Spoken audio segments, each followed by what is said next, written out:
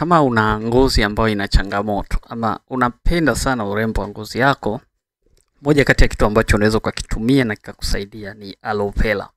The challenge ni namna sahihi ya kutumia aloe vera. Sababu kuna kesi nyingi sana za watu kutumia aloe vera badala ya kupata zile faida inawaharibu zaidi. Ni kwa sababu ya matumizi. Sasa utajifunza namna gani sahihi ya kutumia aloe vera, lakini kabla hatujajifunza namna gani na kwa dozi ipi, tujifunze aloe vera inafanya kitu gani hasa katika mwili wako. Kitu cha kwanza, inakusaidia changamoto za kuwasha, ngozi kuwasha, pamoja na ngozi kuwa kavu ama kupasuka. Aloe vera kwa 99% ni maji, by the way. Alafu ina kitu kinaitwa mucopolysaccharides, specifically ni moja inaitwa S8 ambayo inafanya kazi ya kusaidia unyevunyevu kujishikiza kwenye ngozi. Kwa hivyo ni very effective kwenye kupunguza miwasho pamoja na ngozi kuwa kavu. Lakini pia aloe vera ina kitu inaitwa aloectin B ambayo ina suppress hizi cyclooxygenase 2, kwa hiyo inapunguza kutengenezwa kwa prostaglandin na ina down regulate kemikali kadhaa kama tumor necrosis factor, interleukin na nyinginezo ambazo ziko responsible na matatizo ya uvimbe maeneo mbalimbali ya mwili. Kwa hivyo faida ya pili, inapunguza uvimbe. Kitu cha tatu au kazi kubwa ya tatu ni kusaidia kidonda au vidonda kupona, vidonda ya michubuko, vile vidonda vya kawaida vya michubuko sana sana. Kwa sababu hii ekmanan ni kemikali ambayo imo ndani ya aloe vera, inasaidia kwa ukuaji. Ina boost ukuaji wa zile connective tissue za kwenye ngozi, inasaidia kutengenezwa kwa collagen, lakini pia na kuimarika ama kutengenezwa kwa mishipa ya damu maeneo ya kwenye ngozi. Unajua unapokuwa na kidonda, moja kati ya vitu ambavyo unatakiwa kuvifanya ni kuhakikisha kwamba damu inafika lile eneo. Kwa kitu chochote ambacho kinaimarisha flow ya damu katika lile eneo ni tiba nzuri sana. Aloe vera ni moja wapo. Na hii inaelezea ni kwa nini unashauriwa sana kufanya dressing, wound dressing na aloe vera dressings. Kitu kingine ni antimicrobial. Inaangamiza baadhi ya vimelea. Mfano Staphylococcus aureus, lakini tuna Candida albicans na Propionibacterium acnes. Hizi ni kemikali ambazo zinasababisha fungus, zinasababisha majipu, vile zinasababisha chunusi. Kwa hivyo kama una hizi changamoto za fungus, chunusi na majipu kwenye ngozi, aloe vera is one of the best. Lakini pia aloe vera ni kiondoa sumu, kina vitamini C, E, selenium na polyphenol nyingi sana. Kwa hiyo kinazuia DNA damage na kuharibika pia kwa ngozi, photoaging. Lakini pia ni immunomodulator. S8 ina stimulate macrophage, kwa hivyo ina balance kinga zako za mwili. Kwa sababu baadhi ya matatizo ya ngozi yanasababishwa na sintofahamu au kuvurugika kutendaji kazi kwa mfumo wa kinga. Mfano psoriasis na eczema ni matatizo ambayo yako driven na immune dysregulation. Kwa hivyo haya ni mambo 6 ambayo aloe vera inaweza ikafanya. Sasa ni namna gani ya kutumia aloe vera? Kwanza kabisa unatakiwa kupata ile jelly ya kutoka kwenye jani.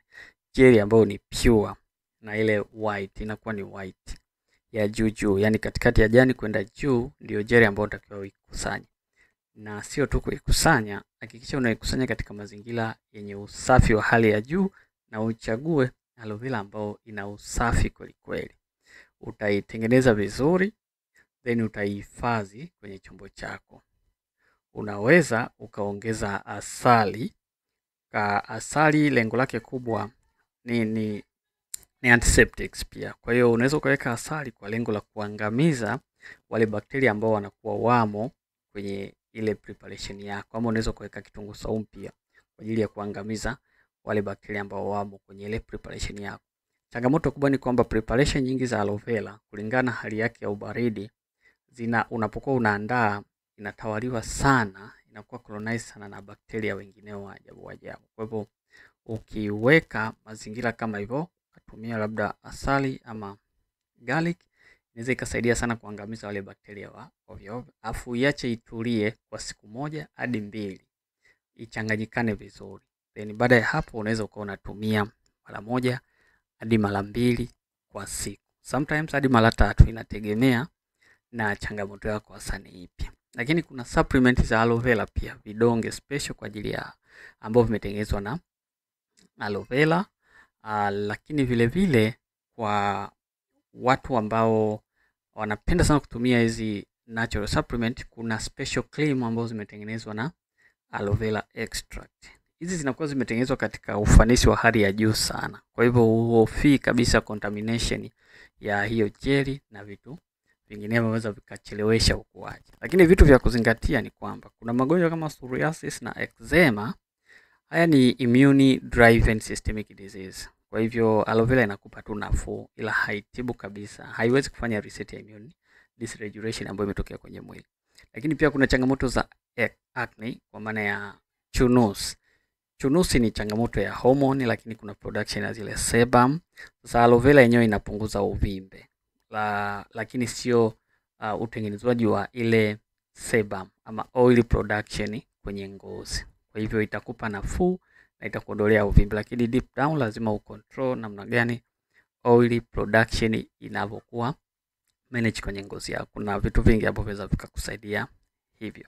Lakini kwa watu wenye matatizo ya vidonda pia, kuna wale watu wenye vidonda mbalimbali katika maeneo ya mwili na vidonda tumbo pia, aloe vera inaweza ikasaidia hasa kwa njia ya kunywa. Lakini kwa wale watu wenye vidonda ambavyo vinasababishwa na diabetics kwa maana ya kisukari, sio rahisi kuvitibu na aloe vera. Kwa hivyo kama wewe ni mgonjwa wa kisukari, vidonda vyako, aloe vera inaweza isikusaidia.